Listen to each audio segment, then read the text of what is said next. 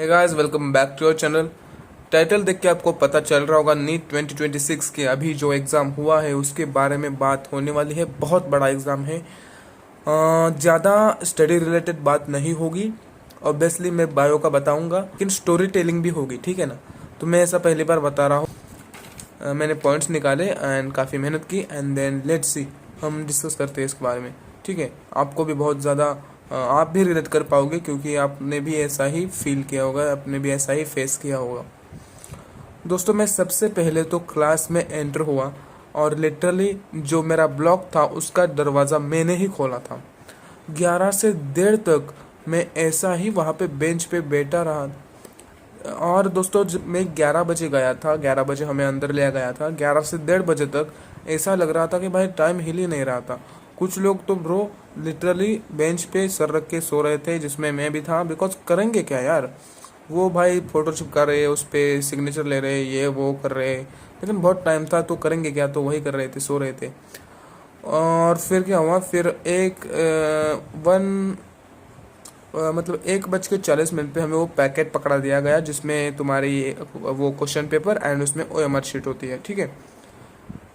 Twist यहाँ पे आया, जब मैं वो OMR शीट भर रहा था ना, तो गलती से मेरे से क्या हुआ पता है। नंबर्स होते हैं आपके ऊपर, रोल नंबर लिखना होता है, नीचे बबल्स होते हैं, वो उस पर उसको भरना होता है। जैसे यहाँ पे 0 है तो 0 का बबल नीचे होता है, उसको भरो। यहाँ पे 1 है तो 1 का बबल सबसे टॉप में होता है, तो उसको भरो।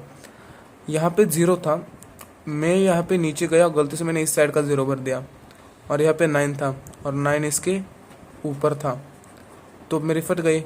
तो मैंने इन्विजिलेटर को बुलाया, तो वो कहने लगा ही सगळी तुमची जवाबदारी आहे। तो गाइड्स, मुझे अपने आप को ये समझाना पड़ा कि मैं यहाँ सिलेक्शन लेने नहीं आया हूँ, मैं यहाँ एक्सपीरियंस लेने आया हूँ। तो ये सुनने के बाद, समझाने के बाद मुझे जोश आया एंड मैं बिना किसी टेंशन के अपना बायोलॉजी का पेपर सॉल्व करने लग गया। ये ही वो सिचुएशन थी, मेरी हालत भी ऐसी हो चुकी थी। तीसरा हाथ कहाँ से आ गया इसका, सॉरी गाइड्स। मेरा पूरा पसीना टपक रहा था और मेरे से OMR में मिस्टेक हो गई थी। फिर गाइस मैं बायोलॉजी का पेपर सॉल्व करने लगा एकदम टेंस मोड में, ठीक है ना। प्योर बायोलॉजी माइंडसेट से मैं गया था। Physics and chemistry almost blank थी मेरी, तो मैंने डिसाइड किया कि बायो से ही मैक्सिमम निकालना है। और मैंने फिजिक्स एंड केमिस्ट्री छोड़ा नहीं है, मैंने बायो को बचाया है, वरना फिजिक्स एंड केमिस्ट्री मिलके मेरे बायो को उड़ा देते। एग्जाम के बीच में दोस्तों एक ऐसी पैनिक सिचुएशन भी हुई थी। रुको, हाँ अब आपको समझ में आएगा क्या हुई थी। उससे मुझे बहुत कुछ सीखने को मिला। पैनिक के टाइम दोस्तों लोग जो है हेल्प करना तो चाहते हैं, लेकिन सही नॉलेज होना भी उतना ही ज़रूरी है। मेरे क्लासरूम में एक लड़की को एंजाइटी की वजह से नोजिया या फिर ऐसा कुछ फील हुआ। ऑब्वियसली दोस्तों एग्ज़ाम हॉल में होते हैं, ज़्यादा कुछ खाया नहीं होता है, ऑब्वियसली स्टमक एम्प्टी होता है। स्टमक इरिटेशन की वजह से उसको आई थिंक नोजिया हो गया होगा एंजाइटी की वजह से, या फिर उसको पेपर का डर लग रहा होगा। एंड क्या हुआ ना, उसको थोड़ी सी वोमिट हो गई।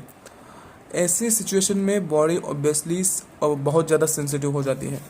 लेकिन वहाँ के लोगों ने क्या किया पता है, वहाँ के लोगों ने उसे तुरंत ग्लूकॉन-डी जैसा कुछ तो ग्लास में भर के पिला दिया, ठीक है ना। जो शायद उस टाइम पे मुझे ऐसा लगता है बिल्कुल सही नहीं था, बिकॉज यार उसका स्टमक ऑलरेडी इरिटेट हो चुका है, वो सब बाहर निकाल रहा है एंड तुम उसको फिर से पिला रहे हो। और ऑब्वियसली 5 से 10 मिनट बाद रिजल्ट ये हुआ कि स्टमक और इरिटेशन की वजह से आई थिंक उसको फिर से दोबारा वोमिटिंग हो गई। एंड इस बार थोड़ी ज़्यादा हुई बिकॉज उसने ग्लास भर के पिया था। उसका टाइम भी वेस्ट हो गया ऑब्वियसली, एंड उसके लिए ये इमोशनल सिचुएशन भी बन गई, ठीक है ना। अब देखो दोस्तों, इसलिए बॉडी के सिग्नल्स को समझना बहुत ज़्यादा ज़रूरी होता है। फिर हमारा पेपर ख़त्म हुआ बाद में, ठीक है। वो बाद में नॉर्मल हो गया, सब उसको बाहर लेके गए थे। देन उसको ऑब्वियसली वो पहले करना चाहिए था, उसको फ्रेश हवा वगैरह, लेकिन उन्होंने कुछ गलत ही कर दिया। और फिर उसको नॉर्मल हो गई वो, एंड देन पेपर वगैरह ख़त्म हुआ, सब हमने सबमिट किया और सेंटर से बाहर निकले। एंड गाइस वापस आते वक्त बहुत ज़्यादा ट्रैफिक था एंड पूरा टाइम बस में खड़ा रह के आना पड़ा मुझे। कि जो होगा वो गाइस देखा जाएगा। अभी के लिए I am proud that I showed up and gave my best. Okay, आपको भी यही करना है। आपने अपना बेस्ट दिया है, आपने भी नीट दिया है। तो बायोलॉजी कैसा गया ज़रूर बताना। बाकी अगर मेरा स्कोर वगैरह जानना है एंड बहुत कुछ बायो के रिलेटेड जानना है तो व्हाट्सएप चैनल पे फॉलो करो, वहाँ पे रेगुलर अपडेट्स मिलते रहते हैं। डिस्क्रिप्शन में लिंक है। मिलते हैं आपको अगली वीडियो में, तब तक के लिए गुड बाय।